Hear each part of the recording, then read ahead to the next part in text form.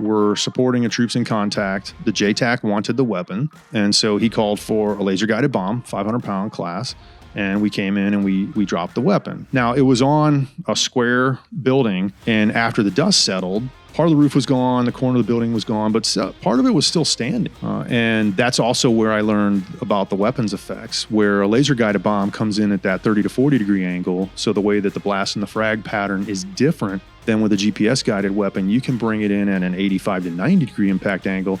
And now when the blast and frag all go outwards, that same building, you would blow all the walls out, the roof would collapse, and there would be nothing left. Welcome to Combat Story. I'm Ryan Fugit, and I served Warzone tours as an Army attack helicopter pilot and CIA officer over a 15-year career. I'm fascinated by the experiences of the elite in combat. On this show, I interview some of the best to understand what combat felt like on their front lines. This is Combat Story.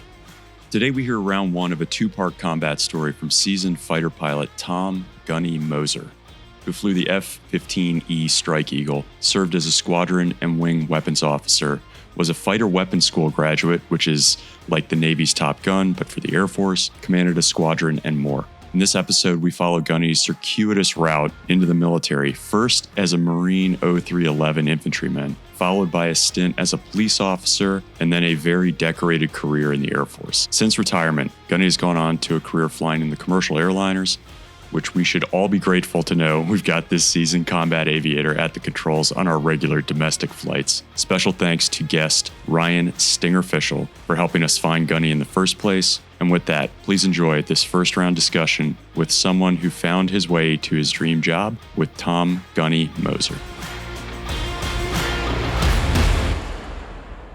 Tom, thanks so much for taking the time to come out and see us here on the West Coast in person. Of course, thanks for having me.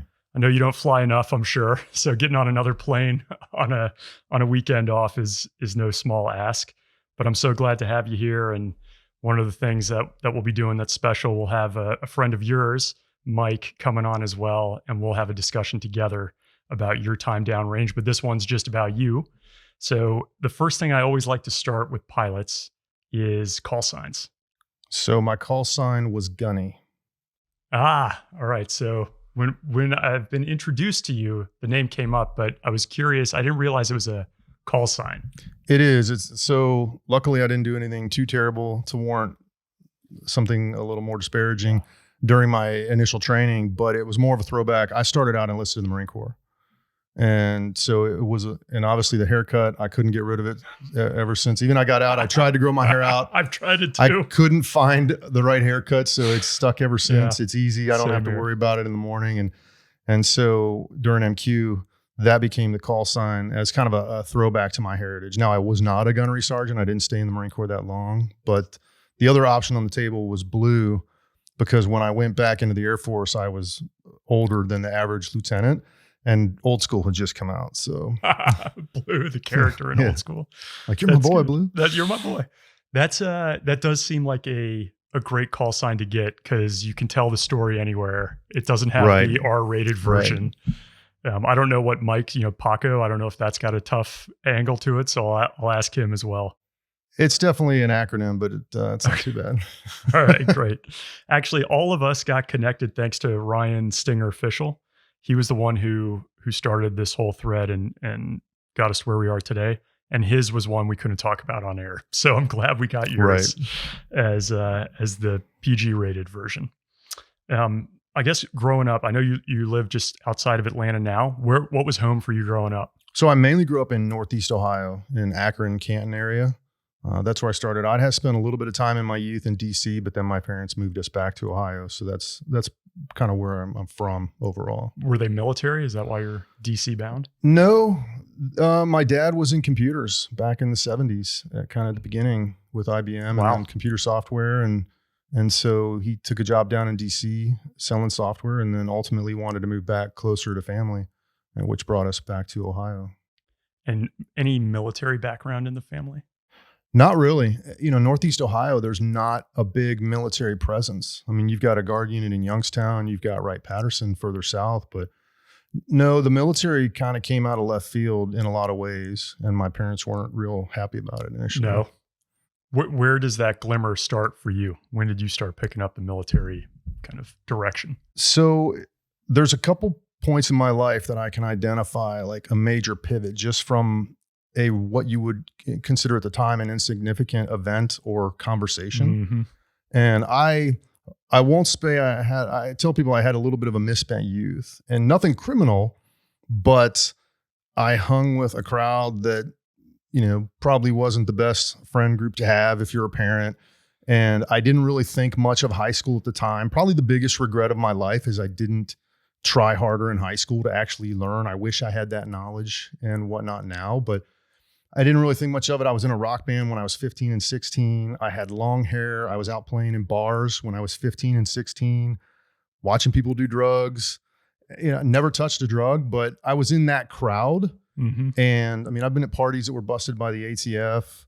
And, my mom hears these stories now and she cringes, but I was a relatively decent kid though, individually. And I thought I was going to go to college and maybe go to law school. But I was walking to lunch the one day and the Marine Corps recruiter's standing there and he says, "Hey son, what are you going to do after high school?" This is in high school. It is. What year? That was like 1991. And what year in high school were you? I was a senior. Okay. And he says, vulnerable. Well, yeah. And honestly, again, reference that I wasn't real into school. I had finished most of my college prereqs by my sophomore year. So I actually took auto mechanics for my junior and senior year because it was something I was actually interested in. And it got me out of just the academic environment that I wasn't interested in. And he says, "Hey, what are you going to do after high school?" I said, "I don't know. I'll probably go to college, maybe go to law school." He goes, "Well, what about the Marines?" Again, I didn't have a lot of exposure to the Marines. Most of what I knew was watching commercials of them slay dragons and really cool stuff. So their marketing was really good. It's always been the best. And I said, "Well, I don't know." And he goes, what do the Marines do?" He says, "Oh, we will go camping. We shoot guns. We blow shit up." I'm like, "That sounds awesome." So he's like, "Hey, why don't you come down this weekend, meet me at the office?" Okay. So I go down and I have a conversation with him. And I have to say my recruiter was really good. You hear horror stories of being misled, being lied to. He was totally upfront and honest with me. And so I had a couple sit downs with him individually. And then I went home and I was 17 and I went home and I said, "Hey, I'd like to join the Marine Corps." And my parents were not having it. My dad, many of his friends were killed in Vietnam. The Marine Corps recruiter back in his day was the guy in the back of the courtroom raising his hand if he was willing to take somebody instead of having them go to jail. So he was not real enthusiastic, but through sitting down with the recruiter, with my parents, talking to them, and ultimately I told him, I said, "Look, you can help me sign up now in the delayed enlistment program," because I was 17, they had to sign for me, which I ultimately turned 18 at Parris Island. Wow. I said, "Or you can wait until I turn 18 and I'm just going to go in anyway. And at that point you're open enrollment and who knows where I'm going to end up." So they got on board and they signed the paperwork and I ended up graduating high school and took the summer, worked for a bit and then took the rest off to kind of hang out. And then I left for the Marine Corps. I think people don't realize that recruiting position extends to the household. Like it's not just the kid on the street, but it's like selling the parents because it is a big deal and you got to win them over. And we've interviewed so many vets on here, and the ones who have the least, I went the officer route, so I didn't go through this, but just having heard 150 plus of these now, the Marines seem to get like a very straight shoot recruiter of like, this is what I can offer you. It doesn't seem there's a lot of something sly going on in the background with them. Now, quick question. What was the band's name? So the band's name was Insomnia. All right. That's good. And what did you play? So I played drums growing up, but so did my best friend. So I was the lead singer in the band. No way. Yeah. Did people know this when you were in the Air Force and the Marines? They did. So obviously I cut my hair before I went to Parris Island because I'm not that stupid. And however, they had what they called the hog board at boot camp. And you had to put a picture of you and your female friend on the board. The only ones I had me with hair down to about here and a full beard. And once that made it on the board, then the next day I became Moses. And once the drill instructors know your name, whenever somebody makes a mistake, you're going to be one of the people to pay for it because they just start rattling off names that they know. So it was Moses because of the long hair. Yeah. Yeah. Excellent. Okay. Do you still play at all? I don't. I mean, I will sing just recreationally. My son, we talked about him. He's going to college. He's actually a vocal performance major in music. And so, you know, him and his friends would come over and sing, and I'll sing with them sometimes, but no, not really. That is interesting. So I have my 14 and 16-year-old sons are playing a talent show tonight where they're singing a song up in front of the high school, electric guitars, vocals. And I didn't do any of that growing up. So I have tons of admiration for getting up in front of people and doing that. Tons. And actually, I want to get them singing in like coffee shops and bars. So I might be picking your brain this weekend on how to do that. To do it too. Yeah. Oh, that's interesting. Okay. So as you're growing up, you mentioned kind of, what was it, late 90s, you get approached by this Marine. So it's not yet 9/11, obviously. It's kind of the 90s time frame. Probably not looking at going to war. So I saw the Gulf War happen in high school. I watched it on the TV. You know, I mean, you see it on TV now in TV shows where they wheel the TV in and you're watching that. So I lived that.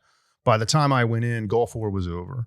So a lot of my friends ended up going to Bosnia. Yep. The ROE at the time, though, didn't really allow for them to shoot back. So they would kind of complain like, hey, we could get shot at, but we don't get to shoot back. I ended up going into a security forces division, and I spent most of my time over in Naples, Italy. Oh, nice. All right.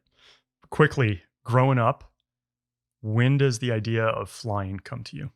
Did you grow up with this love of flying? Yes, but I didn't. I knew it, but I didn't. Just small times that I could affirm it. For example, I was in a marine biology class in high school. We went to the Bahamas for a trip. And on the flight over the Bahamas, it was just a twin engine propeller airplane. And they're like, anybody want to sit in the front? I'm like, yeah, I do. So I sat in the co-pilot seat. A friend of mine was a private pilot. She took me up flying when I was in high school. So I knew that I had a love of aviation, but I didn't really see it as a career at the time. It was just more of a passion, but that'll recur after the Marine Corps and kind of pivot me. Clearly. overall. I mean, that's what you Yeah, still, what I even do in now. retirement, you're still flying. So there's some love there for sure. And then maybe just quickly, as you went into the Marine Corps, obviously lots of jobs you can go do. Why'd you end up doing the kind of security force route? What was the MOS, I suppose, and how did you choose that? So you're still a baseline infantry, 0311, infantryman. You still go to at the time, the Marine Combat Training and then the School of Infantry. But instead of going to the fleet to do infantry, initially you go a year and a half and do security forces, which some services like the Air Force Security Forces are also the law enforcement branch. In the Marine Corps at the time, it was separate. There was military police and security forces. And they were more the security anti-terrorism before anti-terrorism was a buzzword. Yeah. I mean, I heard he was talking about the podcast I was listening to this morning where he was talking about the FAST team, the Fleet Anti-Terrorism Security Team. That's part of security forces. So, but it kind of goes back. When I was a kid, I was very into guns. I mean, BB guns is what it started. My grandfather gave me a BB gun and a hunting knife. And then I had multiple BB guns, pistols, rifles. I would shoot in my backyard. I collected weapons, throwing knives, nunchucks. And so I don't know. I just kind of gravitated to that. And I knew I was never going to be happy sitting behind a desk all the time. And you'll see in all the careers that I've had through the years, it's every day is potentially something different. And you're kind of out and about in the world. You're not just cooped up.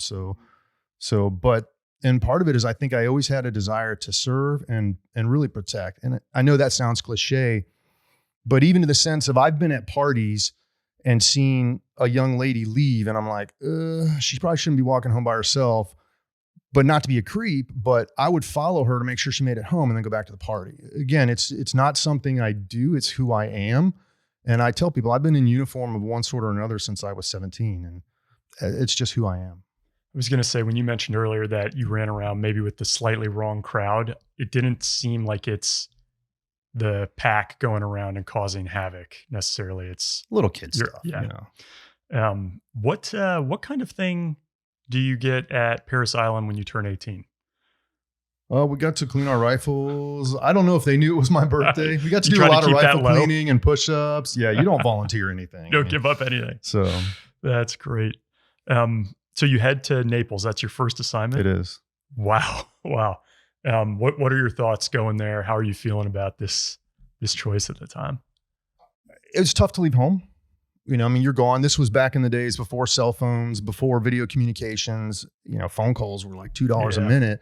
And I would call home once a week and talk to my parents for 3 to 5 minutes, or call my girlfriend and talk to her for 3 to 5 minutes. And that was about the extent of the communication. I mean, actually, I wrote letters during Paris Island because I had one phone call. It was on Christmas. And from the time you picked up the phone till the time they hung it up was 3 minutes. And it didn't matter if you got a busy signal or whatnot. And so just a different time frame. Yeah. But I was excited. I mean, Italy is amazing. It was fantastic. Naples is okay.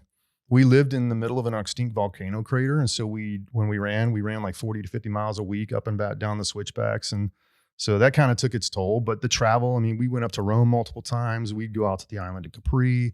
And it was a really great experience to be kind of thrust into the world on your own in a sense, but everything was provided for you. I mean, I had a place to live, I had food to eat, and I had money in my pocket. So, you know, what's there to complain about? That's great. And you're 18, 19 at this time. That is amazing. You know, our first assignment was in Germany, and we just, same thing, you know, you're young, can travel, no kids weighing you down, just, you know, making sure you're at work on Monday at the right time. Right. I mean, we went to France, Albertville, France, after the Winter Olympics were there. Oh. We got to ski the slopes. We got to go bobsledding with a professional driver and brake person. You know, who gets to do that? Yeah. I got to do some ops in an LA class fast attack sub over in La Madalena, Spain.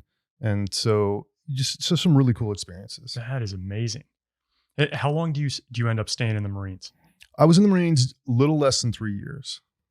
What was the decision point for you exiting there? I knew it was never going to be a long-term thing. At least that was not my intent, but it's what I needed at the time. I was lazy in the sense that if I didn't want to do something, I didn't really put any effort toward it. So my grades in high school are not admirable. I don't even show my son my high school transcript for that reason. He graduated with a 4.0. I had significantly less than that. But it gave me the discipline and the ethic that I needed to be successful in future endeavors is really kind of the catalyst. And then referenced running up and down those switchbacks, my knee started to bother me. In the Marines, they kind of condition you not to go see the doctor, because if you come back and you're not on light duty, they beat you harder. And then when you're off light duty, you get hit harder anyway. So I didn't say anything for about a year. It got to the point it was keeping me up at night, and I can sleep on a shooting range. So that's a pretty Herculean feat. And I finally said something. They're like, look, you're going to have to take like a year off to let your knee heal. And the Marine Corps was like, yeah, no, that's not happening. So it essentially, I was going to get out at 3.5 years to go to college anyway. So it just accelerated that a little bit. So that was the plan all along. Yeah. I'm going to do this for a couple of years, kind of grow up a little bit, right. Go to college at that point. Right. But this idea of not really enjoying the classroom, not wanting to be behind a desk, had you kind of overcome that a little bit and you were like, all right, maybe I can go back and do this college thing? Yeah, well, college isn't high school. I mean, my college experience, it was different than the average college experience because one, when you're 21 and you're a freshman, it's different. It's dangerous. Two, I was a cop going through most of my college career. Yeah. So you're not the cool kid on campus when you carry a badge. Yeah. And so, you know, I'd really go to class 3 hours a day maximum. So, and learning about things that I wanted to learn about and that I respected going and getting an education now. So although yes, part of it was spent sitting at a desk, it was in an effort to learn and further myself. When you left the Marines, how hard was it for you to make that decision? Who did you talk to about that at the time?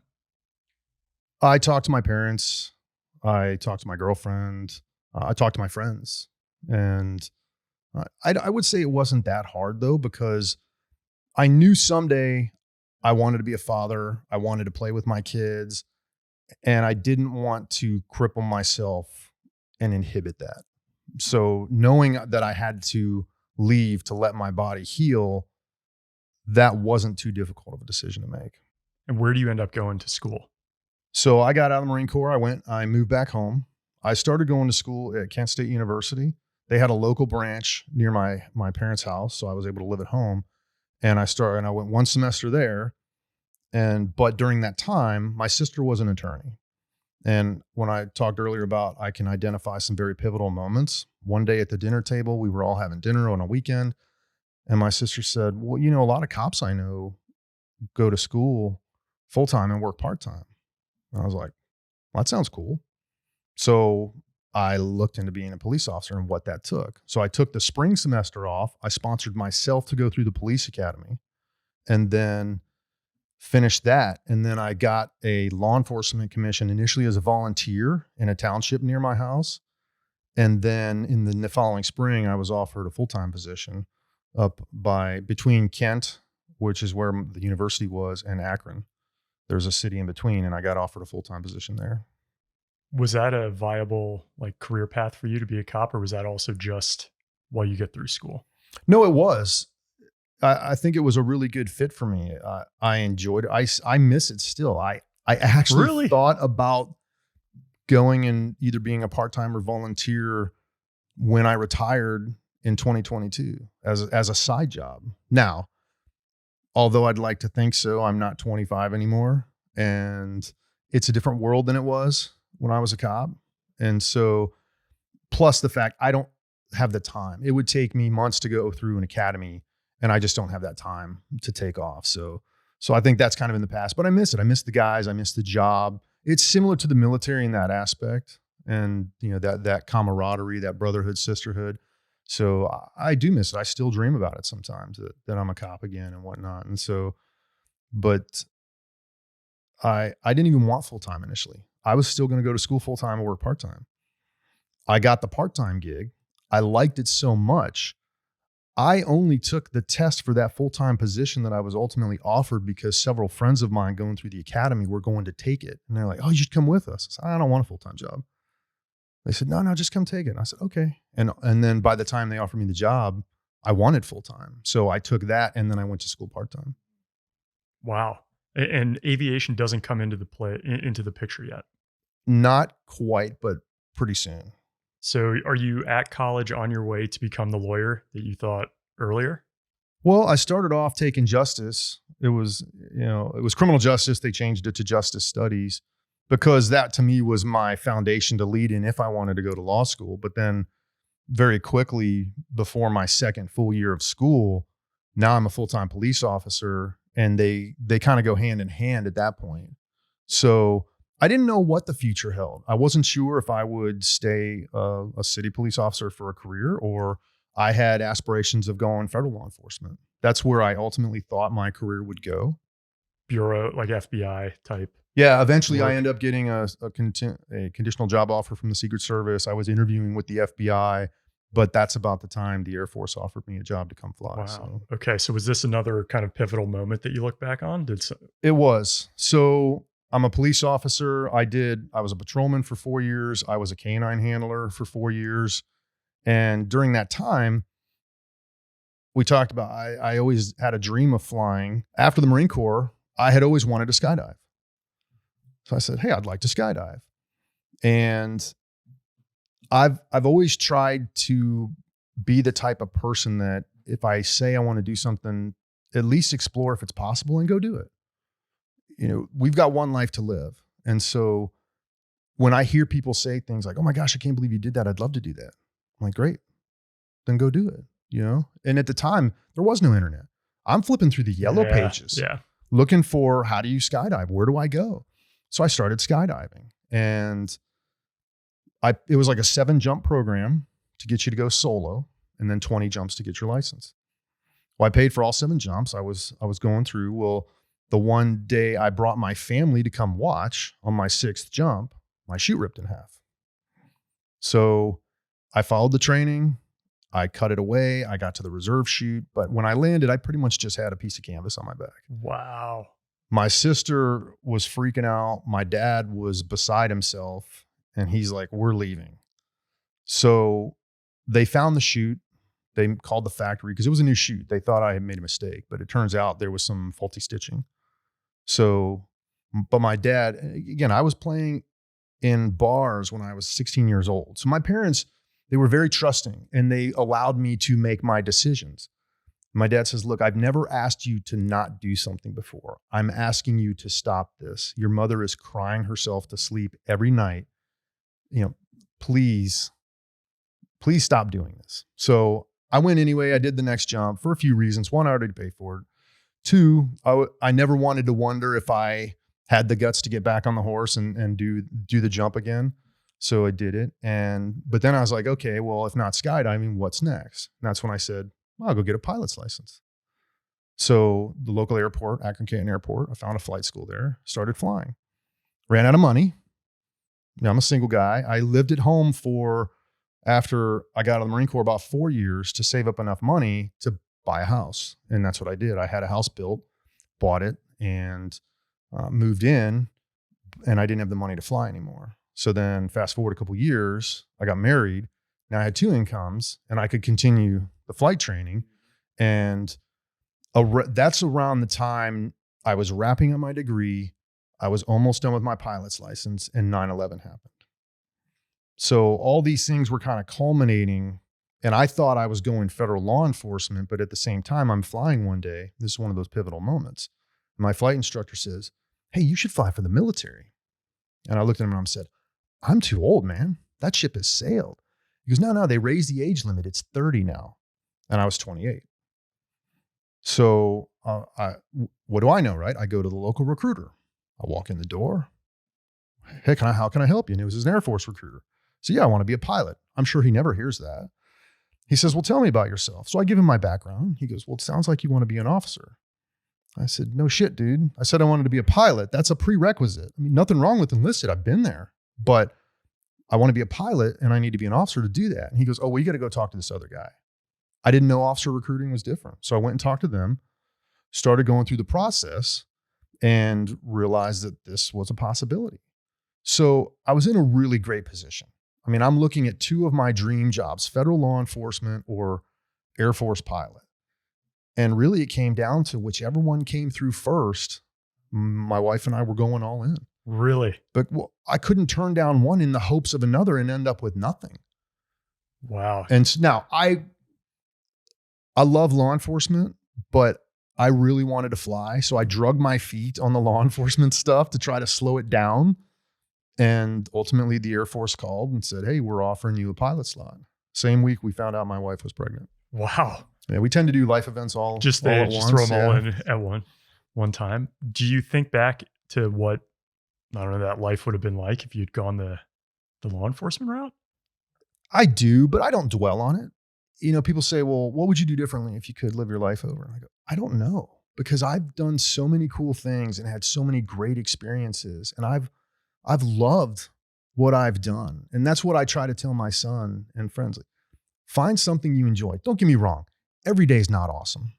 In any job, I don't care if you're working your dream job. 1,000,000%. You know, a rock star. Every day is not awesome. But more often than not, you enjoy what you do. And I learned that as a cop, because you go into people's lives and the stress they have that's causing problems that is bringing you into their life as a cop is probably related to money, or it's related to drugs and alcohol, or it's related to their job. And you don't think about that. But when people work half of their waking life at a job they hate, you bring that home. Oh, the side effects are. It bleeds into their life, and it just causes havoc. And I said, as long as you can support a family or provide for what you want to provide for, work in a job that you enjoy, I think that's the key to everything. When you look back at the law enforcement experience you had, were there any moments there that came in pretty handy later on when you were in the cockpit? I know it's a very different experience, but having to deal with people, maybe confronting some serious danger that cops end up having to confront. Yes. I mean, I think a lot of those same skills. I went through some really cool classes in my law enforcement training. One of them was called verbal judo. And it was a little bit what it sounds like, in the sense of it's how do you talk to suspects to get compliance without it getting to a violent level. And it was steeped in psychology and scientific things. And if you've ever been really mad at something or really angry, people say, I couldn't think straight. I was so angry. Well, that's legitimate. If you can get someone to start thinking, you'll be amazed at how quickly that anger subsides. And so it was a way to talk to people to say, hey, get them thinking, and you'll watch that anger dissipate. For example, you're going to arrest them. They're going to go into custody, right? And you look at them and say, you can either go horizontally or vertically. And they go, what? And you can see the gears start turning, right? And you can see that anger fade. And they go, what do you mean? You can go out on a stretcher or you can go out on your own 2 feet, right? And now as they start thinking about it, they're like, I don't want to go out on a stretcher. And so it was just things like that of how to talk to people, how to deal with people, that to get compliance without it going to the next level. Really great course. And I think that came in a lot of ways. People talk about when you're dealing with people, pull a trick or a clue out of your bag and you're always filling your bag with new techniques. But that was a really good thing of just how to deal with people and whatnot that I learned. Because, going to be a cop, by the time I left, there was times I'd be the shift supervisor because there was no sergeant on duty. Well, I went from that to being an officer candidate and then a second lieutenant, and so now you're at the bottom of the food chain. And I had to mentally prepare myself for that for several months, be prepared for somebody to be yelling at me that I can't choke them out, so. Not a lot of wives would be that excited maybe to have their husband, their new husband with a new child, get into those two career fields. How was that discussion for you? So I met my wife at the department I worked at. She was a cop too. Says it all. All right. So she got it, right? Yeah. She understood it. I mean, she actually fell in a sinkhole on a traffic stop in the middle of the night one night and shattered her leg. Yeah. And, so I've been the guy to get the call. Phone rings middle of the night. You're half asleep. Hey, your wife, was on a traffic stop, and I'm like, okay, she's shot. She's dead. And they're like, and she fell in a sinkhole. And I'm like, I'm sorry, what? Now she still makes fun of me to this day because instead of going to the hospital immediately, I went to the sinkhole, right? Like I wanted to see this, I want to see like what we're dealing with. And but that sinkhole, ultimately that ended her law enforcement career because like I said, it ripped her ankle out of the joint, shattered her tib fib, and she had to have reconstructive surgery. So that plus a couple accidents, car crashes as a cop kind of affected her in the long term. But so she got it. And I mean, my wife was phenomenal, even through pilot training. That year when you go to pilot training, again, we found out she was pregnant the same week I found out I was going to the Air Force. She was like 3 months pregnant when I went to OTS. Then she went with me to find a house out in Oklahoma for pilot training. Then she went back home. She sold our house, moved in with my parents. I flew home on a Wednesday afternoon. My son was born Saturday. I dropped him off from the hospital on Tuesday, and I was flying pilot training lines on Wednesday. And she came out about 6 weeks later. And one time during that entire year, she woke me up in the middle of the night to take care of my son because she was violently ill. But beyond that, she's like, you need to go learn to fly. I don't need you to be tired. I need you to do the best you can to get what you want. I need you to do the best you can so you don't crash and die. And I will take care of things here. This is a mega leading question, but just for people listening, I've tried to say this a few times, but your spouse is a huge part of your success in the military. Absolutely. I mean, everything you just described is not what everybody experiences. No, that's pretty great. And I think part of that is being a police officer. For sure. Because she's done the academy. Well, right? And she's seen things that she's seen the worst side of humanity in life. And you learn to compartmentalize. You learn what's important and what's trivial. You learn what to dwell on and what not to dwell on. And we are both very similar in the mindset of, I try not to worry about things until I need to. Now, don't get me wrong, plan for the worst, but hope for the best. And why cause all that angst and stress on yourself and to find out that it was all for nothing? Like you've put yourself through that for no reason. And so, we've seen dead bodies. We've seen horrific car crashes. And you, in a crisis situation, you don't have time to let emotion get into it. You have to put it down, compartmentalize it, and then do your job. So I think she understood that aspect of it. But I 100% agree with, if she was not supportive, I would not have made either of those career decisions. Because if your wife or husband or significant other is not on board with that kind of career field, with that intensity and time away, you're leaving. If you are from an area with all your family and sport network, you're leaving that. I'm not always going to be there. I've got deployments. I've got TDYs. I'm gone 12 hours a day during the week.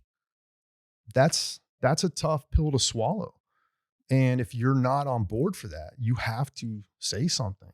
You've got to be part of that decision. It was 100% a joint decision, but she was 100% on board.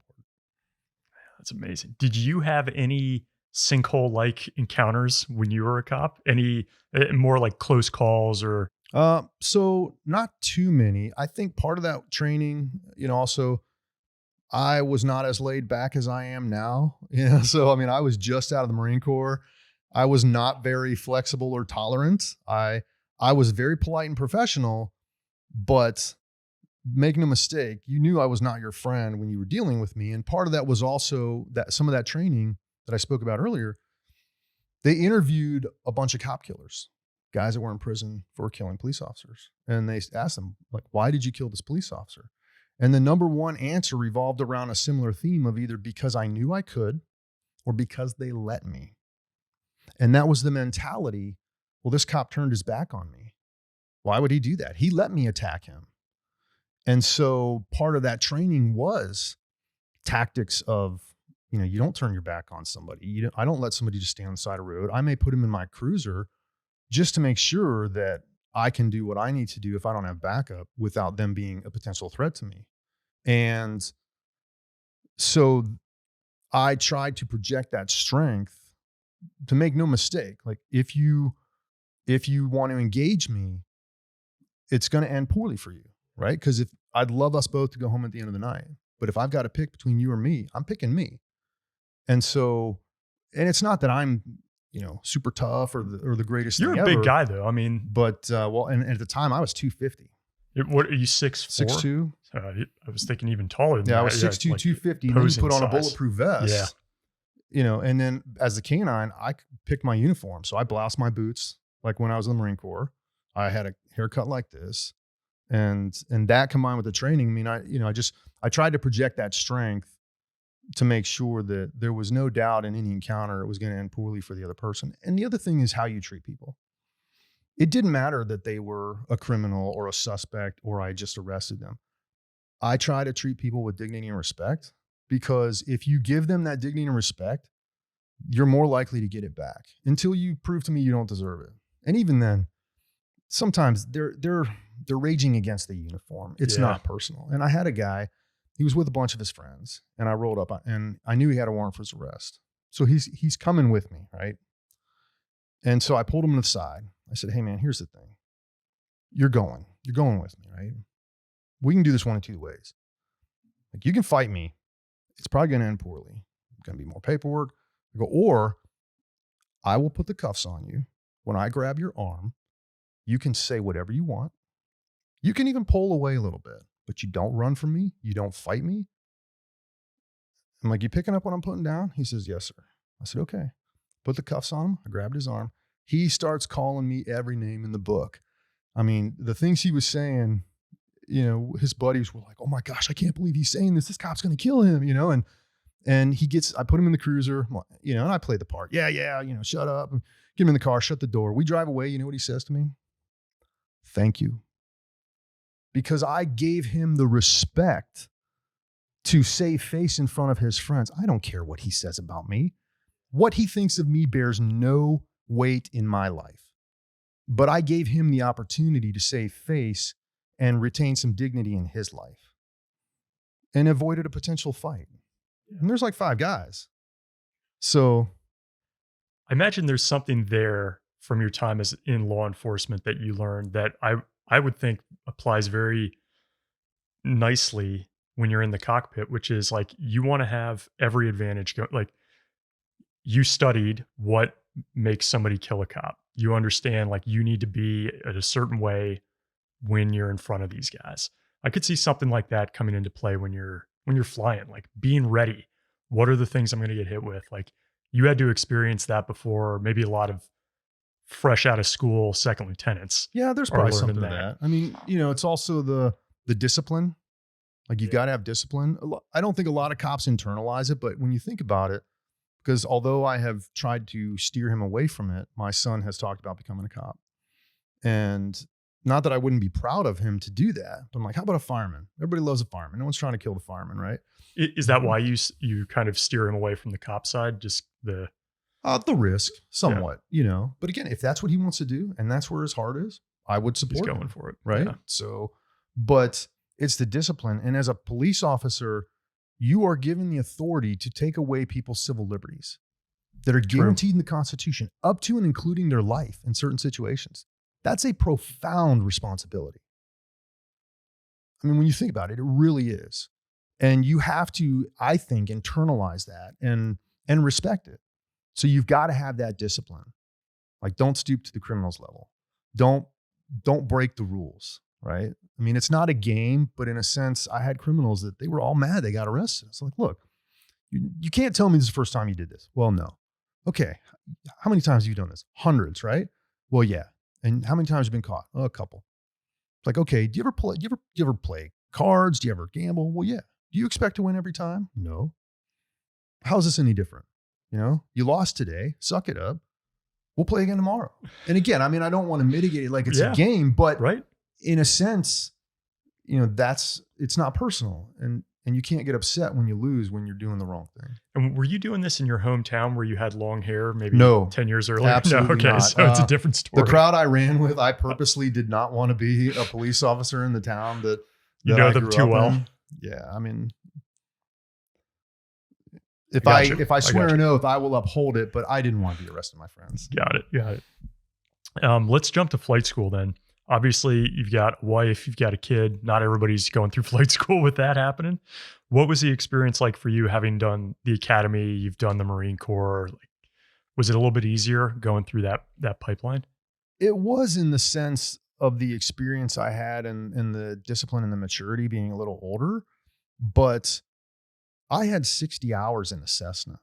So going to flight school, when they start bringing out instrument approach plates and airspace and a lot of these things that were totally foreign to me. So, but we had a good group of guys, a lot of experience, and nobody wants to see the maverick who's just putting everybody in the dust. If you're that good and you've got that much extra bandwidth or knowledge, then you need to share it. And so we had a really good team, and it was hard, but I just, like, you study, you put in the preparation, you do the best you can, and then you go fly, and it'll all shake out in the end, When are you going through flight school? So I went through flight school in the summer of 04 to the summer of 05.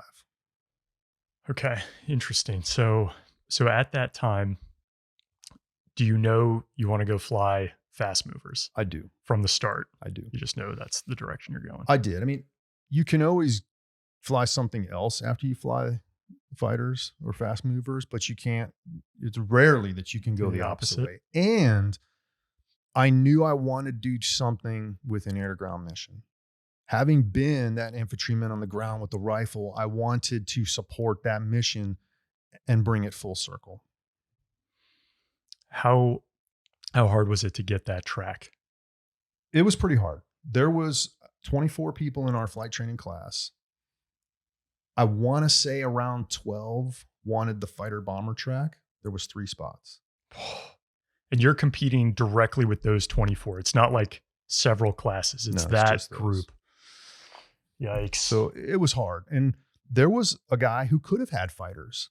He didn't want them. He knew he had friends doing that. He knew the lifestyle. And he said, I just don't think that's for me.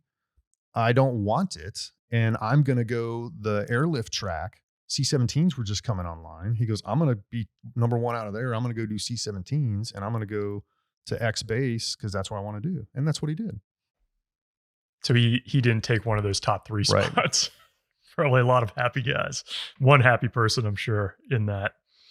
And then when you get into that fighter bomber track, obviously trying to figure out the aircraft you want, how did you end up choosing? So I knew when I went to flight school, because going back to OTS, while I'm in OTS, they said, hey, we're going to go out to the flight line this afternoon, which was kind of rare at Maxwell. It's not really an ops base or anything. There's not a lot of jets. Well, there was a Strike Eagle that was coming back from the desert that had to divert and came into Maxwell.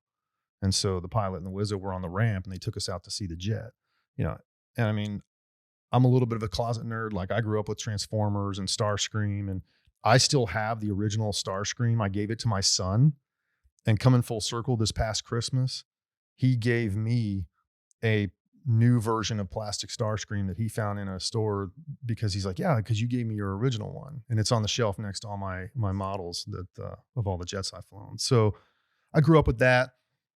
Yeah, I mean, F-16 was always an option, Iron Eagle, so the movies and whatnot. But when I saw the Strike Eagle on the ramp, I'm like, it's got 2 engines, so you have redundancy. It's big. They didn't carry a bunch of weapons, do air to air and air to ground. I said, that's what I want to fly. So I went into pilot training going, I want to fly Strike Eagles.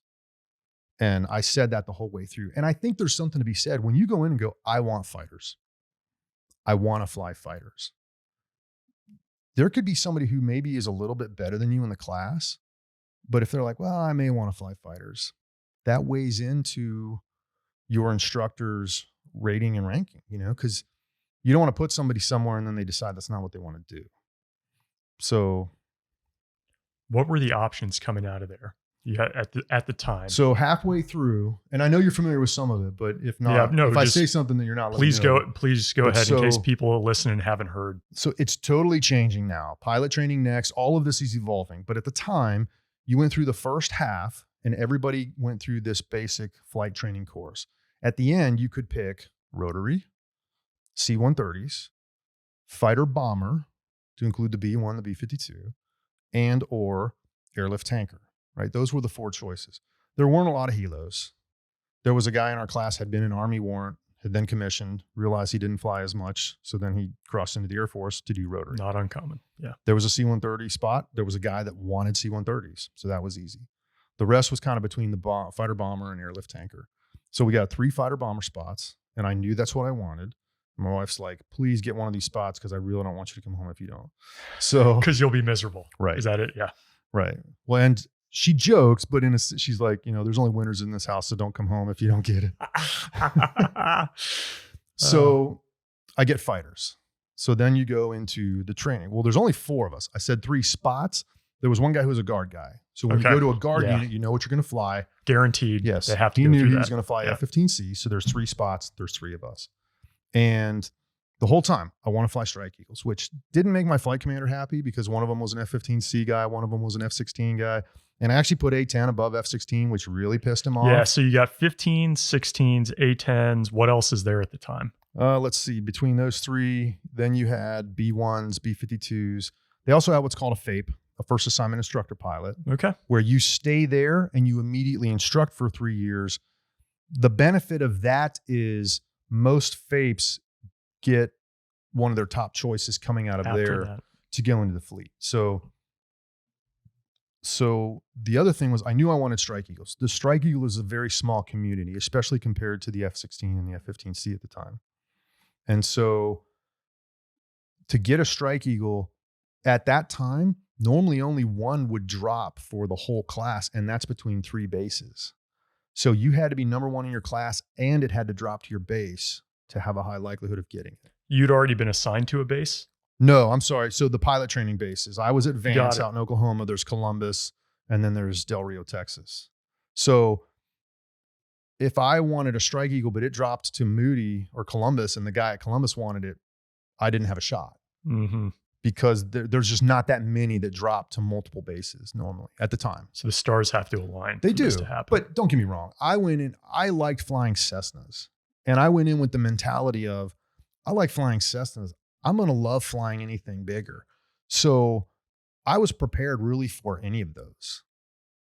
Bomber was on the lower end of my list, but it's still a hugely important role. And I mean, the B-52 is going to end up probably flying 100 years. So I would have been okay with anything, but I really my heart said Strike Eagle for a lot of reasons. And I was fortunate enough to be number 1 in my class out of the 3 of us.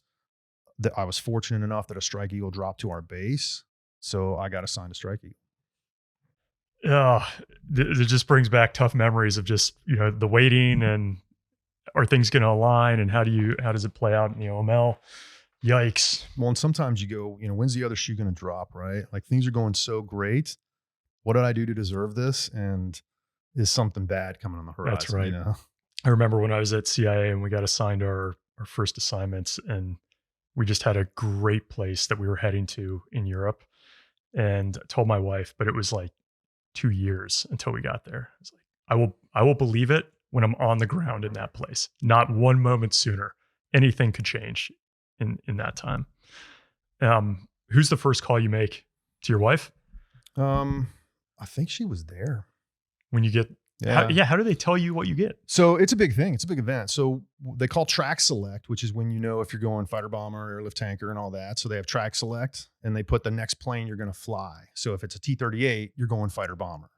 And then at the end of that, again, they put a slide up and it's like, what's he going to get? And they'll put the plane up. And there's obviously spoofers where, you know, they'll be like, oh, you're going to fape. And, you know, you got to maintain your composure because you don't know. You don't want to be like, oh, that's bullshit. You know, and then all of a sudden they're like, oh, no, you actually got the, you know, so, but, you know, but it might not be a joke, right? So you can't crap on something that you may end up going to as your community because, you know, the word spreads.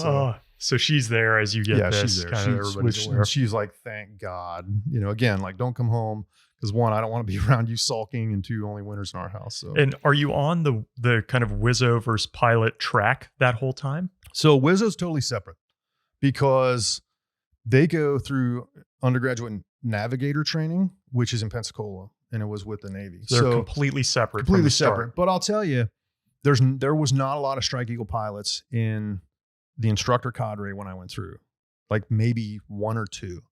And so when I flew with them, oh, what do you want to fly? Strike Eagles? Are like, are you just saying that because I'm a Strike Eagle? I'm like, no, I actually want to fly Strike Eagles. But single seat fighter pilot mentality is a thing. And that's how they teach you going through training. I didn't look at it as a negative to have a Wizzo in the back. I didn't know what I didn't know, but I wasn't going to make a decision on the airplane I wanted to do based on whether there was a Wizzo in the back or not. It was absolutely. It was mainly on this is the aircraft and this is the mission I want to do.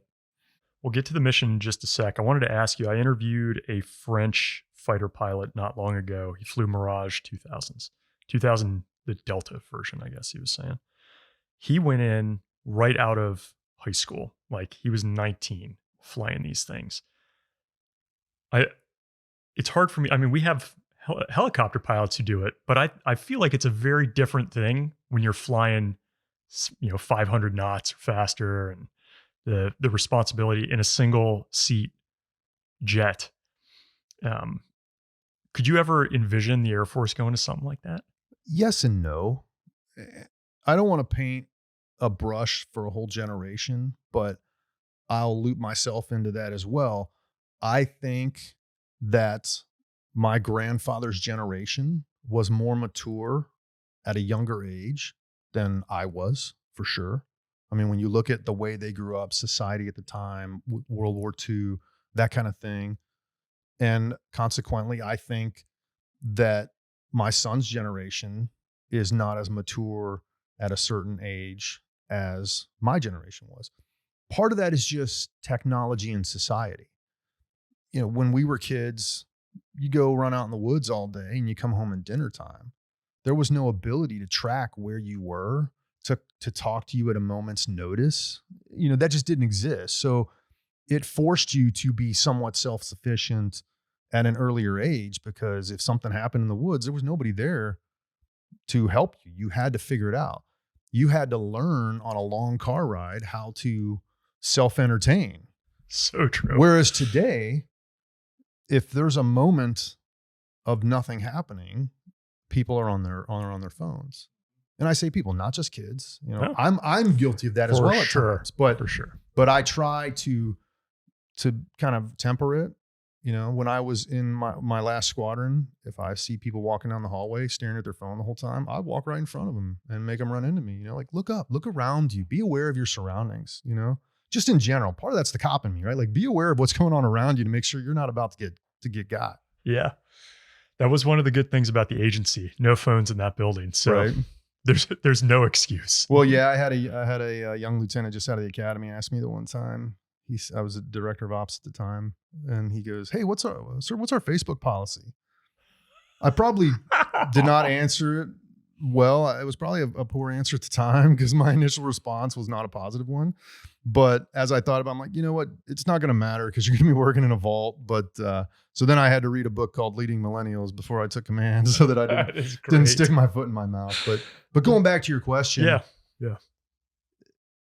A lot of it depends on the individual. There are some people that probably have that maturity. And it's a balance. It's a balance between maturity and discipline, but also there's an advantage to youth in the sense of confidence, feeling of invulnerability.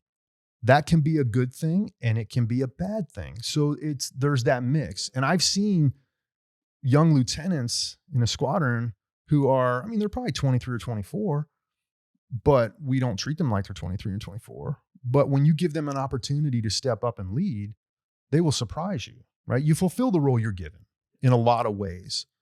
And if somebody gives you a role where you know this is a lot of authority and responsibility, and there has to be discipline and respect with it, many people will rise up and meet that. And in the fighter community, if you don't, you will very quickly not be in that position. Yeah. Because just to get to that point, you have met You've gone several through so many quality gates. cuts along the way. So to get to that level, you're probably not going to throw it all away being stupid. Is it naive to think that you don't have many people who end up getting booted after they've made it through that pipeline? I feel like it's There's not so a lot. challenging. There's probably a few that should that don't, but part of that is there's a shortage. Yeah. And we need everybody we can get. And because then you also have to look internally as an instructor or as a commander to go, what could I have done to help them get to here, right? I mean, if it's an attitude problem, I've got nothing for it. And I will work with attitude all day long versus aptitude. If you're the best pilot in the world, but you have no respect and you're a jerk, I got nothing for you. I agree. If you are trying everything you can, you have the best attitude, you can get somebody where they need to be. And there are people that survive programs because of their attitude that otherwise may not have. Yeah. And that's just not the military either. Even after I got out of the Air Force and transitioned to the airlines, it was the same way. Interesting. If you had a good attitude, the instructors will bend over backwards to help you. Do you think part of that is so many come from the military, or maybe they don't? Is it? I'm sure that's probably part of it, because then it just breeds that culture of I want somebody that's got a good attitude. Part of it's also sitting in a cockpit with somebody for 5-6 hours. You got to really like that person, huh? Well, that's what they say before the interview. You know, the interview prep companies are like, they're not interviewing you to be a pilot at this point. They know you're qualified. They want to know if you're going to be a good brand representative, if you're going to embarrass the company or endanger the passengers, and if you're good enough to sit next to you for a few hours. Yeah. You know, I mean, that's really what it comes down to. So interesting. Oh, you mentioned the F-15 mission earlier, that's you were really looking for that. For people who don't know about the Strike Eagle, what is that mission set? So everything. And I say that a little tongue in cheek, but as we scale down platforms, multi-role aircraft are what we need moving forward. And I had a 4-star general tell us that less than 2 years ago. He goes, we don't have the luxury of single mission platforms anymore. That's just not the reality that we live in. Aircraft are expensive, budgets are shrinking. And so you have the F-15C, single seat air dominance fighter, designed to counter the Soviet Union back in the 60s. Air dominance being air-to-air dominance. Yep, air-to-air only. It did not carry air-to-ground weapons.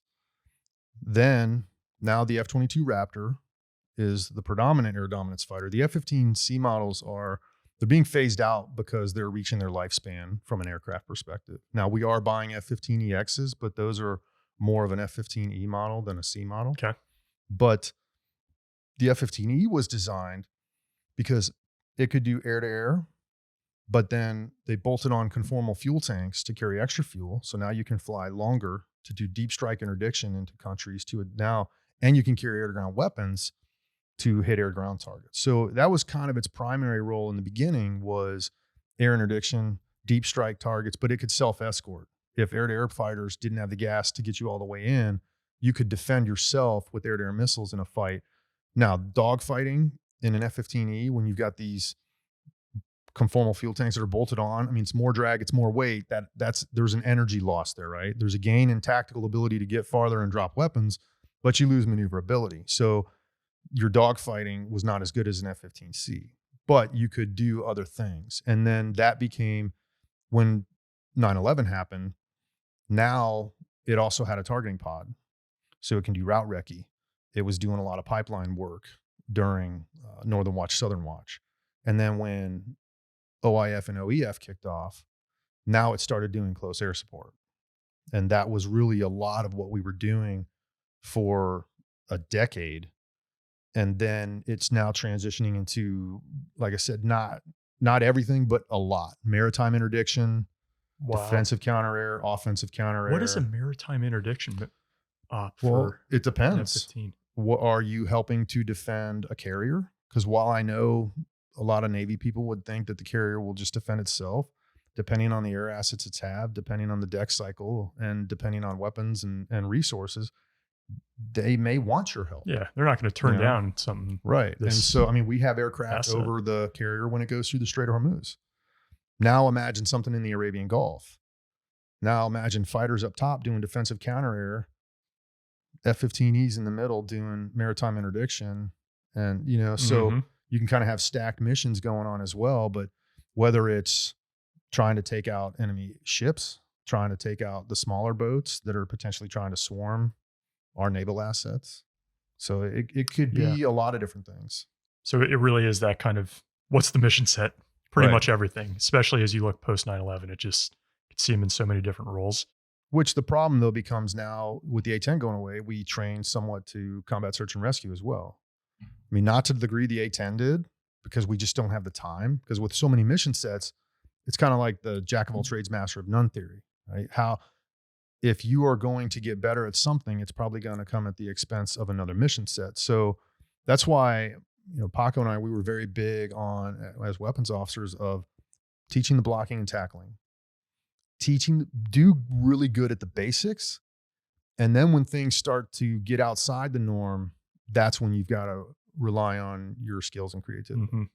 For those listening, you know, if they've heard, we interviewed Todd Opalski, a former Marine who was in Delta Force, and talking to him coming out of Delta, he just said what they do better than anyone is the basics. They're masters of the basics and how important that is. So you can be flexible based off of that. What's a common weapon loadout in an F-15? And maybe it varies so wildly between. It can, but it also changes with the evolution of weapons. I mean, you look back, World War II, we sent out massive amounts of aircraft and weapons for one target. As weapons became more sophisticated, now we're to the point where we have one aircraft with 10 targets allocated to one aircraft because the weapons are that specific, right? So we've had that evolution of shift. And with that technology, you know, it used to be you'd have on a 500-pound dumb bombs. Well, now we went to laser guided bombs. So when I first deployed, we would have 4 laser guided bombs on one side. We would have 3 GPS guided bombs on the other side. And then we'd have a 2,000-pound bomb in the middle. And then fast forward a few years later, well, then it might be a GPS guided bomb on the center. You might have what are called small diameter bombs. So now it's a 250-pound class weapon, smaller bang. Now you can drop that in an urban environment where you might not have been able to drop a 500-pound weapon. So and it has longer range. So that gave us some flexibility and changed it up. We might even mix it a little bit between the 2 different aircraft. And some of that, there are sensors you can put on board as well to take a weapon station. So we're always normally going to carry, though, 3 or 4 air-to-air missiles. And now with the F-15EX, it can actually carry 4 additional missiles as well. And now with cruise missiles, air-launched cruise missiles, the JASM, if you've heard of that, the B-1 was supposed to be the primary employer of that weapon, but we are running the B-1s into the ground, and they're going to have to retire. So we're working on getting 5 stations on the F-15E to be able to carry JASMs. Anything outside of missiles that you're carrying typically? Any like, I don't know, for us, 30 millimeter, any? So we always have the gun. Yeah. So you've always got 20 what is millimeter. The gun on that? It's 20 millimeter. Okay. You got 510 rounds. Now, a 20 millimeter is not a 30 millimeter. You know, if you look at a 30 millimeter round next to a 20 millimeter, they are significantly different. You're not going to kill tanks with a 20 millimeter gun, but you can affect people, you can affect soft skin vehicles. And sometimes when you're shooting the gun, it's not even necessarily to kill somebody or destroy something. You might be drawing a line in the sand to send a message to the enemy. You might be trying to create a distraction or enough of a dust cloud for the friendly troops to withdraw or regroup.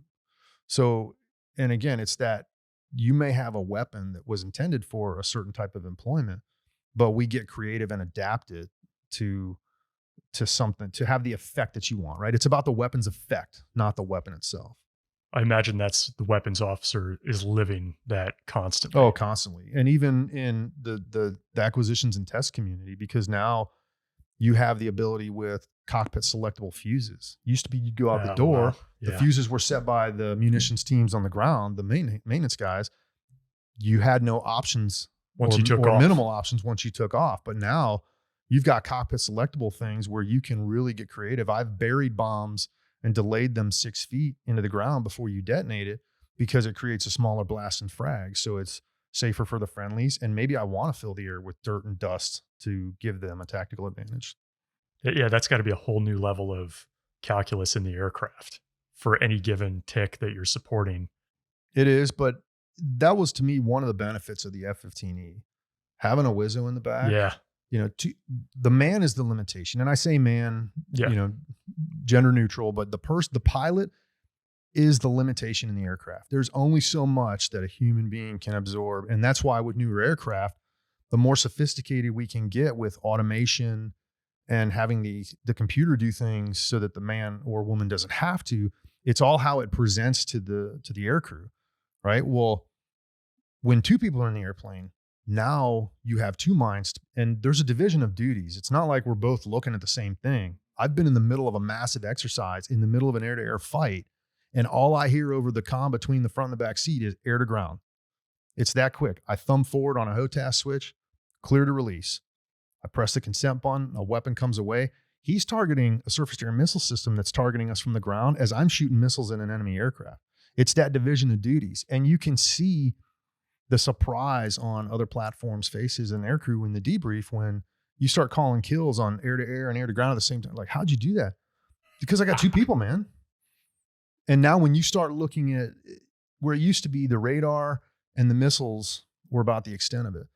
But now you've got multiple sensors. You've got a data link feed coming in. You might have multiple radars on the airplane. You got the targeting pod. And oh, by the way, you talk about net-enabled weapons. So weapons that are actually controlled and being passed over a data link. Talk about man-on-man teaming. I mean, to me, that's a perfect example and situation where having that additional person in the airplane provides tremendous value. When you're trying to target up to 28 weapons on 28 different targets, I would venture to say trying to fly the airplane, monitor the radar and other sensors, and do that at the same time would be virtually impossible. So that's the value. I don't see it as a negative. I always saw it as a positive. Yeah. What's the range on this? You mentioned you have extended fuel tanks. Like when you're flying in Iraq or Afghanistan mid-war, what was your range and station time that you would typically have? Obviously depend on altitude and speed, but we would go about similar to what you were saying in the Apache on a previous podcast, where with extra fuel tanks and whatnot, 2.5 hours. If you try to eke it out, you might get 3, but we were constantly air refueling. And then, so I mean, huge. So for us, advantage. 8-10 hours was not a big deal. Now, especially when we were based further south in the Middle East, and it would take 2 hours just to get to Iraq or Syria, maybe 2.5 up, 2.5 back, and then several hours in country. So it was not uncommon to have missions that long. Afghanistan was a little better because when we were right there, you could take off and, kind of zip around the country pretty quick. The French pilot I was just mentioning, I asked him about getting to his first unit. It was easily the worst hazing story I'd ever heard. What was it like for you being the older gentleman arriving at a unit? I'd say I probably had it easier than some, even in OTS. Again, I mentally prepared myself for that.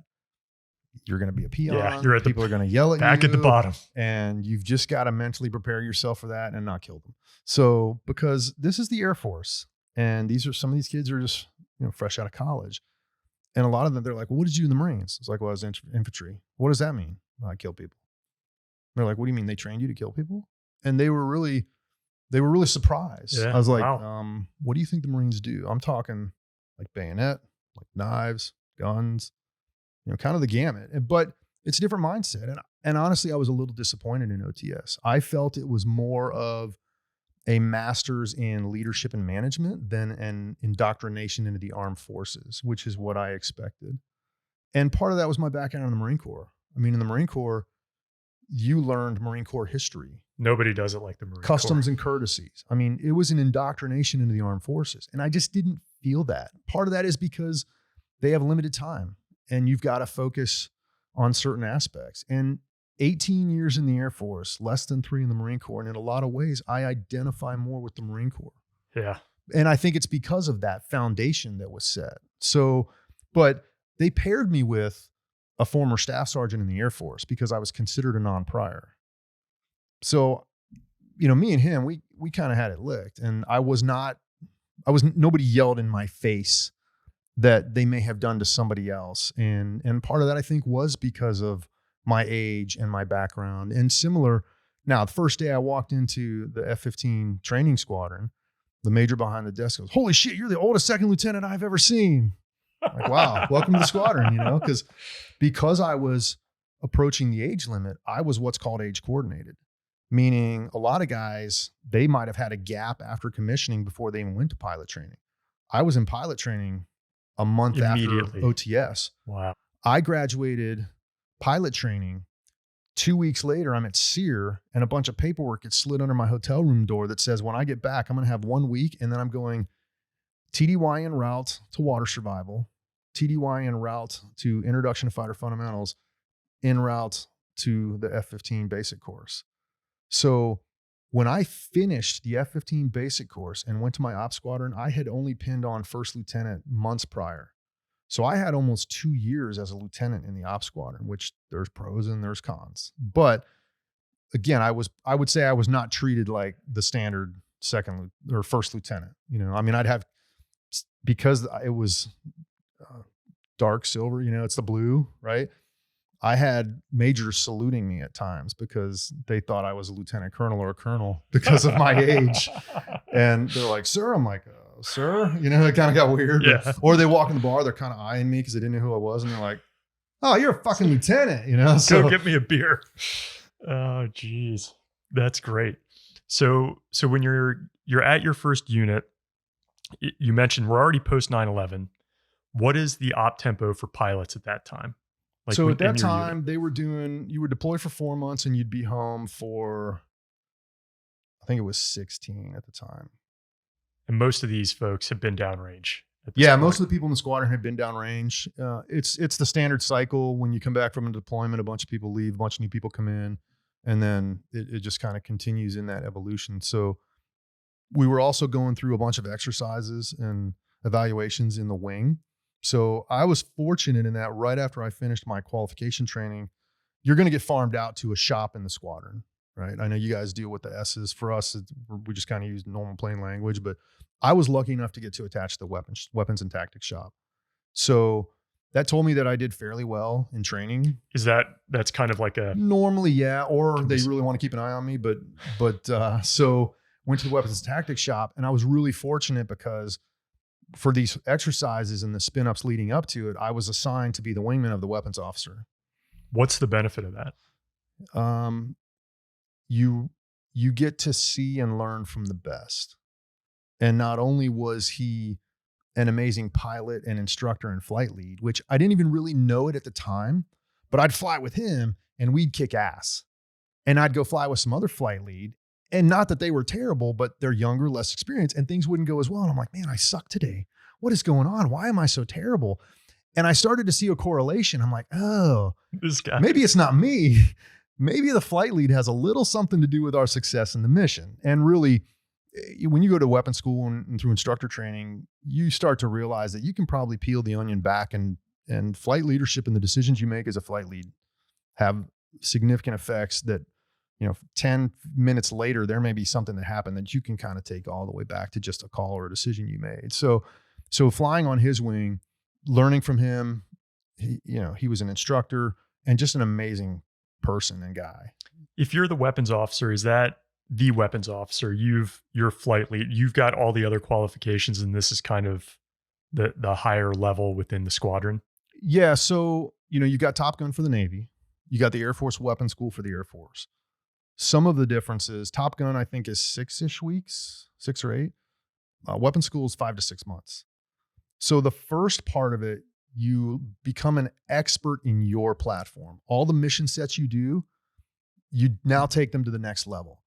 And it's not that people that don't go to weapons school aren't capable of that. It's more of a resource thing. When you have a squadron and you put up 12 lines at a time, 12 aircraft to go out and do a mission, you can't dedicate 10 of them to support 2, right? That's just not efficient. You're never going to get the training you need to do that. Well, at the weapons school, they do that. I mean, I had a room full of 40 people all supporting one aircraft's upgrade. I mean, I think it was like $6 million for each of us to go through weapons school, because you become an expert in all your mission sets, and then you start doing integration on a smaller scale. So you do air-to-air integration with the F-15Es, F-15Cs, and F-22s. Then you do CSAR integration with the A-10s. Then you'd start to put it together, and then at the end, you were integrating with just about every resource that the Air Force has in large force exercises. Like our last exercise for graduation was a 24 good aircraft versus 88 bad aircraft. We lost 1 good aircraft in that fight. I mean, they're all up in the air on that time? Well, so you have 24 real blue, but 88, you take aircraft that are supporting is red air. Yep. And then they regen. So through regens, we fought 88. the equivalent of 88 aircraft. Jeez. And that's over several hours. But it's just because everybody's operating at that level. And it's just because of the resources they have, they can show you things that you will never see in an ops squadron. And I actually had that where the commander of the F-15E weapons school squadron came out to the ops unit, and I flew with him. And sometimes they do that to get a look at you to see, like, is this somebody that we think might be a potential candidate to come to the school? And when we finished, it was one of my upgrade rides, and it didn't go so well, and I didn't pass it. And I was kind of down. I'm in the bar, and he goes, dude, so what? You get to go do it again tomorrow, right? Who cares?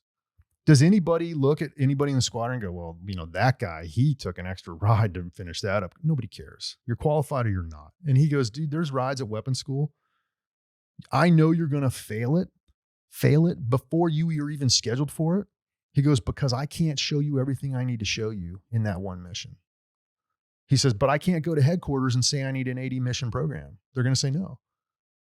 He goes, but I have a certain number of recidivism rides or reflies I can do, and I'm going to take advantage to show you everything I can, because there is a minimum threshold to graduate.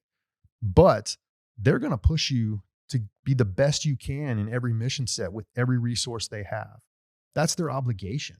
That's their responsibility. And so, he goes, don't look at it as you failed. Maybe it didn't go so good. Did you learn? Right? So you either succeeded or you learned, right? Did you really fail? And so that really resonated with me, because I was like, and that's why I would tell my students when something didn't go so well, because my squadron commander pulled me and he's like, you're my new instructor. You're the hammer. You set the standard. And so I was that. Again, you fulfill the role you're given. And so, but I tell guys, dude, when you busted more rides than me, then come complain, But if you can't, look at it as an opportunity to just go out and get more experience in training. So it's the guys coming out of that fighter school are the weapons officers. So they will normally be, weapons officer is somewhat of a title, but the chief of weapons and tactics in the squadron is generally where you're going to start. So in the squadron hierarchy, and this isn't really official, but you've got the commander and then the DO. You've got ADOs, assistant director of ops, but they kind of work really directly for the DO and the commander. And then you'll have flight commanders that are to take care of the people, but from a weapons and tactics, and the lead instructor in the squadron is the weapons officer. Interesting. So they work hand in hand with the flight commanders and the DO to figure out the training plan and work with the training shop. They're the focus of the tactical hub of the squadron and the lead instructor. And initially, I'm in my first ops squadron. I'm a lieutenant. I'm paired up with the weapons officer. I'm like, I want to be that guy. I want to be the best pilot I can be. And a DO of mine who was a weapons school grad, he goes, well, why do you want to go to weapons school? Like, because I want to be awesome. I want to be the most lethal tactical pilot I can be. He goes, well, then you shouldn't go to weapons school. That's not what it's about. Like, really? He goes, no, it's about being in front of the squadron and leading everybody else and bringing everybody else to your level or wherever you can get them. That's what it's about. He goes, if you don't want to be the guy briefing the squadron every week on tactics and procedures, if you don't want to be the guy teaching other people to be better, he goes, it's not about you. It's about everybody else. And they start out the weapons school with that. Day one, they're like, yes, the next 6 months is about you. However, it's no longer about you. It's about you training the future. And their creed is humble, approachable, credible. Because you've got to have humility. If people won't approach you to ask you questions, what's the point of having all that knowledge? And credibility. You've got to have credibility. And that's where the experience comes into play. And you've got to own up to your mistakes. I mean, it was very humbling. Reference that room of 40 people supporting R1 flight. In mission planning, we transposed 2 digits on a target. What does that mean? We missed the target. It was very humbling to stand up in front of 40 people and say, we all went out there and risked our lives today for nothing because we failed mission plan. Put a round on the wrong. Yeah. But you've got to do it. Yeah. Right?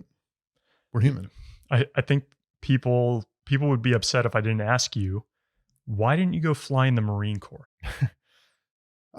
So when I was infantry and security forces, I didn't really work a lot with Marine Corps aviation.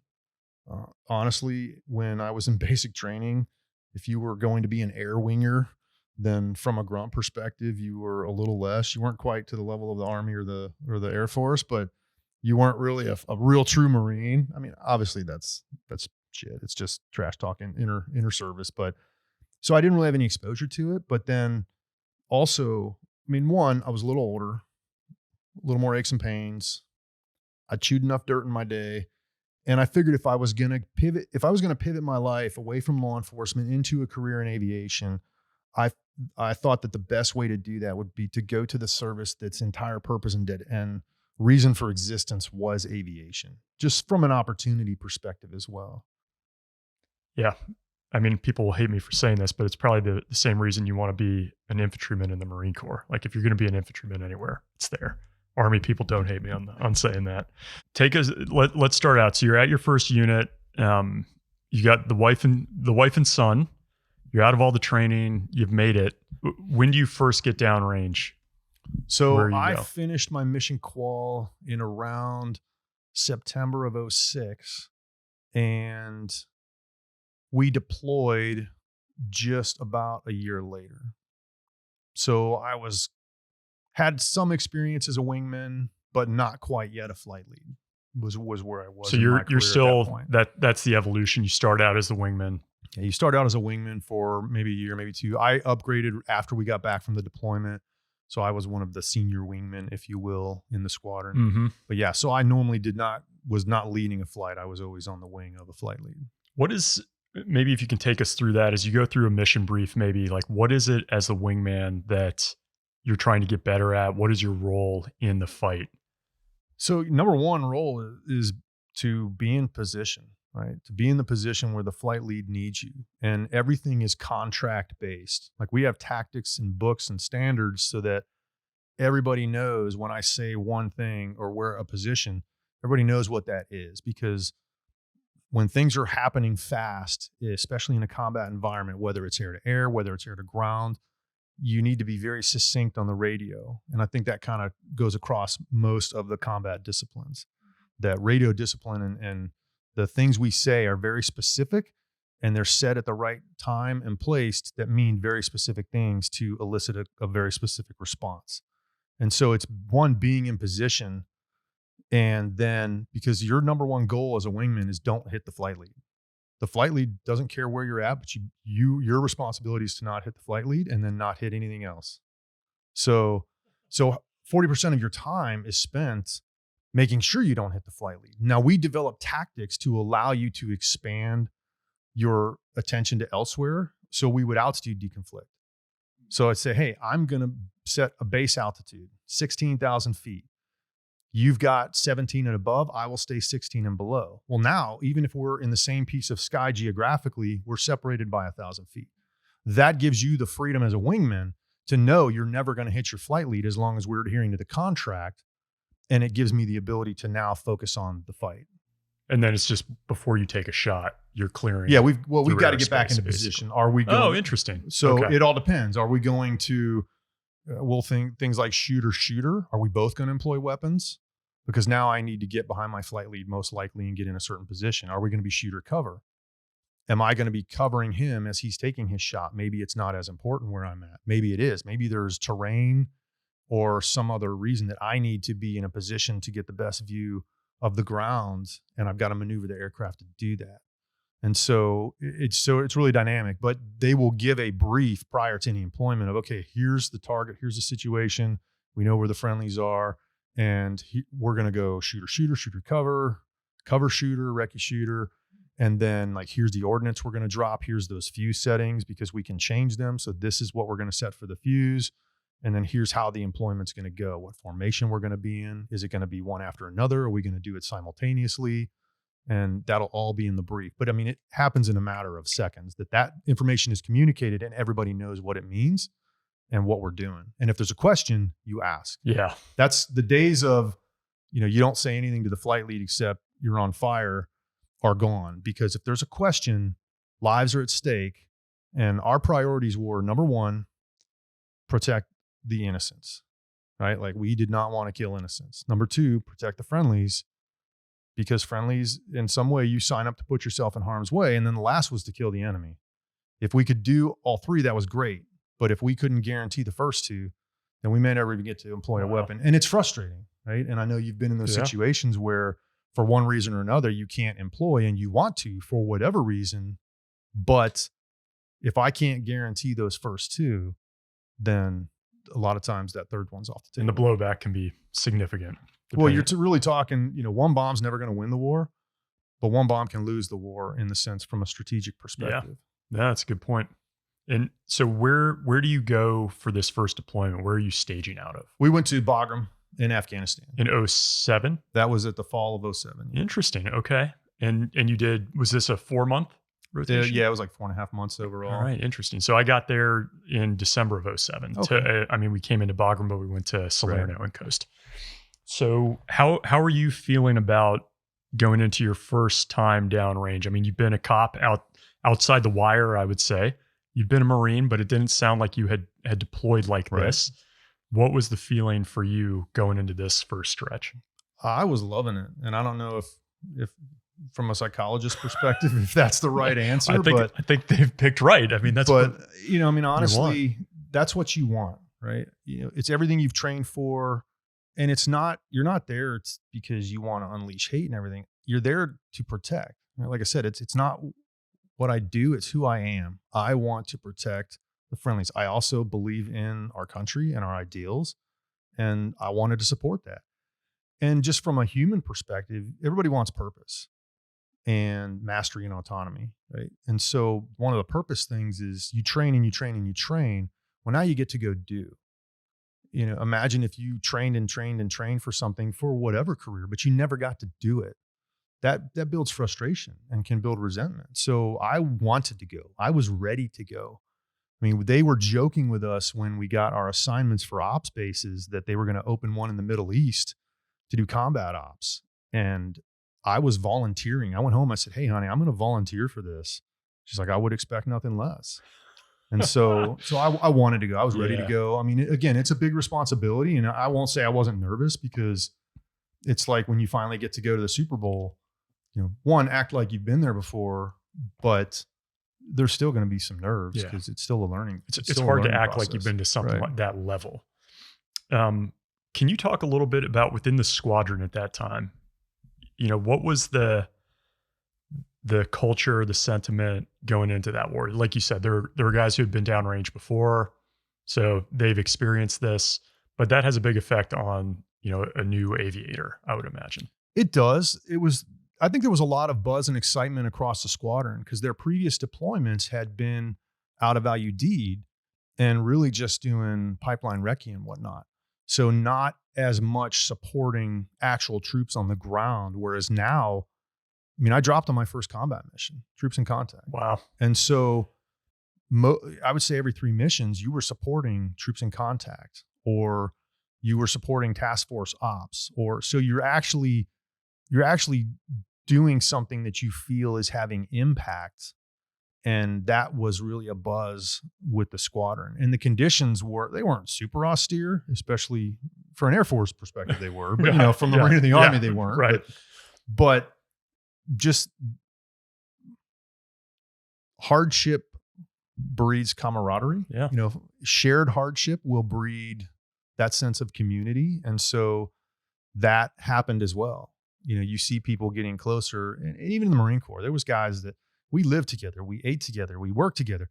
There were some guys I didn't really like, but in a way you have to love them in some way because you have a lot in common with them. And even if you didn't like them, you had to love them because you were with them all the time, and you have to find the good in people. I've heard that from some folks, like, on the weekends, we're going our own separate ways, but when the mission's on, you got to be there with them. Could you take us to the first op that you flew? Walk us through that. So I'm a wingman, and the way they do it is they'll send an advanced team in, because you can't just like, hey, you come in and the other squadron leaves, because you need to get some experience. So they send in 6 to 8 people from the squadron. They go in a few weeks early. They train with the previous squadron to get spun up on the AOR, the ROE, to just get a little bit of experience, a few flights to kind of know what's going on and what's what. And so, were you on that? I was not. Okay. So I was going to say you're junior. I would think you probably wouldn't make that at the time. It really depends, because a guy who was in my basic training course, he was one of the guys that came in. My first combat mission was with him, and he was the same experience level that I was, which is funny because later in the deployment, they wouldn't let us fly together because we were both the same experience level, and they try to mix it. But I'm like, well, we flew our first mission together and we employed weapons. So what are we talking about? Of any mission, you don't want them together. Right. Okay. So I actually flew a jet over. So I actually flew a jet from the States over the Atlantic. We landed in Spain. We spent a day or two there, and then we flew into the Middle East. That just sounds cool to do. I mean, is it just like, we do that all the time by the end of your career? You do it. I mean, you do it a handful of times over your career. It's cool in one sense, but sitting in a fighter cockpit for 6, 7, 8 hours at a time, it's not fun. There's times it's not cool. And yeah, you wake up in the middle of the night so that you're landing during the day, and you get tired. Now there's pills to help augment your body to make sure you're awake and alert. And we find ways to occupy yourself during that long transit. But it's a good experience. Yeah. Being a wingman, the next time I did it, I led one, which was really cool until bad things happen in the middle of the Atlantic. So we get to Spain, then we get into the Arabian Gulf, we land. And, I was looking at my hard drive the other night, reading through some stuff and looking at pictures. And, I have a picture of me shaking hands with a guy right after I got out of the airplane. And so we go in, and there's academics. You have them before you go, but then you get them when you get there. Like, we just got to go over what's the ROE, what's the standards in the squadron, what's the expectation. So first mission, I get paired up. I'm a wingman. I'm paired up with a good friend of mine, which was really nice. And sorry, real quick, when you say paired up, you're not talking with the Wizzo. You're saying like the other aircraft. So my Wizzo, I was a wingman, but my Wizzo was a close friend of mine. We went through training together. So we go out and we're supporting a troops in contact. And then the flight lead's like, hey, I got to go get gas. So he leaves, and we're like, all right, I guess we've got this now, right? So generally the Wizzo will talk to the JTAC on the ground. And so he's doing that coordination, and they want us to drop a weapon. And I'm excited, right? Like, oh man, first mission, getting to drop the weapon. It just gets it out of the way, because whether it's right or not, and the perceptions, again, you want to do the job you've been trained to do. And so then you start to get haves and have-nots when guys have employed and guys haven't. And you never want that to influence somebody's decision. Right. But like pull the trigger when you may not need to do it. Because they're the person that hasn't dropped the weapon. So the situation warranted it. The JTAC wanted the weapon. And so he called for a laser guided bomb, 500-pound class. And we came in and we dropped the weapon. Now it was on a square building. And after the dust settled, part of the roof was gone. The corner of the building was gone, but part of it was still standing. And so we're having a discussion in the airplane of, should we drop another weapon? There could have been survivors, and we're talking to JTAC, and he was okay with it. But now we kind of swung the pendulum the other way, and we're like, well, we don't want to look like cowboys, and we don't want it to seem that we're trying to like push weapons, and it's really what does the ground situation need, and we are happy to accommodate and be part of that conversation. So we elected not to drop the weapon. In hindsight, we probably should have. And that's also where I learned about the weapons effects, where a laser guided bomb comes in at that 30 to 40 degree angle. So the way that the blast and the frag pattern is different than with a GPS guided weapon, you can bring it in at an 85 to 90 degree impact angle.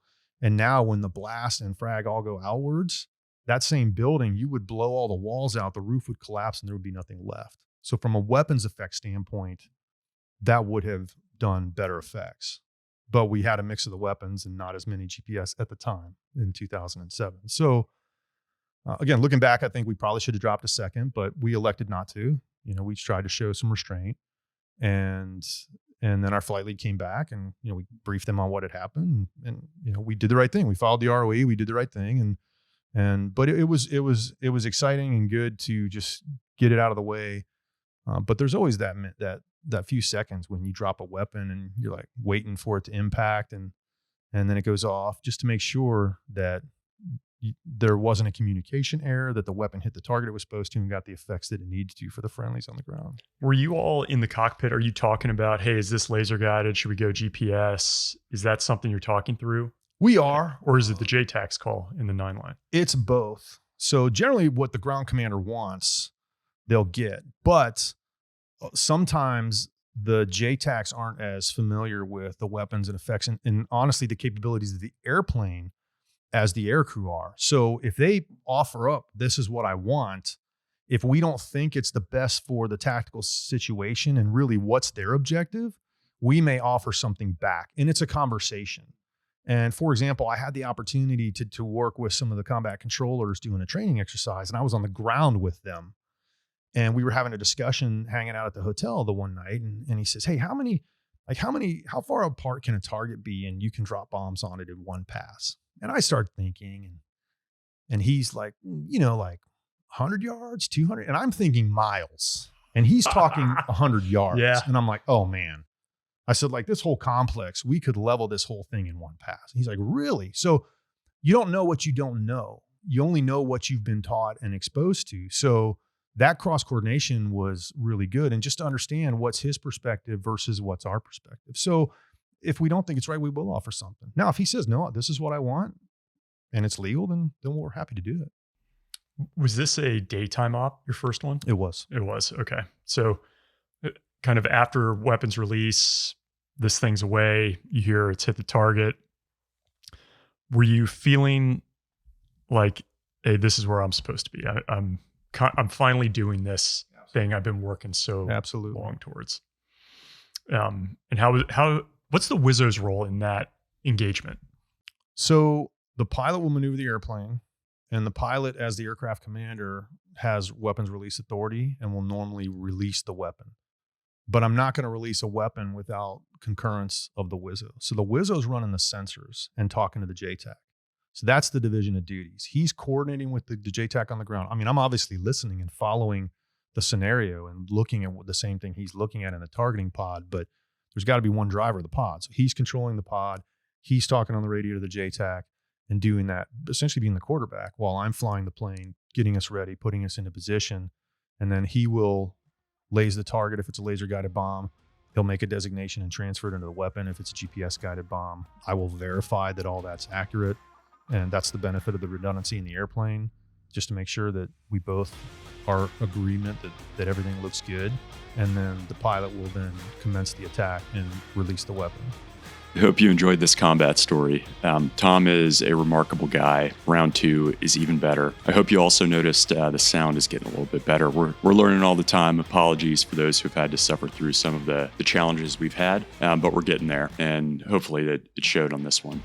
Just before we read some listener comments, please do check out our newsletter. It's at combatstory.com/newsletter. It's got a few things that we're working on or doing, what I'm reading these days, shows I might be watching, quotes I'm thinking about, and then some military history that I think people who listen to this would obviously enjoy. And then I would definitely ask you to please like, subscribe, and comment on our episodes. It just helps get those out to more people and gives us more ability to get on better guests. So with that, couple comments. And this week, when we were recording, we just got the news about Alexei Navalny's death, murder, assassination, however you want to call it, in Russia. And so it made me think back on some of the work that Andy Milburn did. So I want to read a couple comments just from the video we did with him. Obviously, many of you will recall he was the head of the Moser group that went over and was helping train up the Ukrainians to fight the Russians. And that fight continues today, obviously. And just with that in mind, original Larry had to say this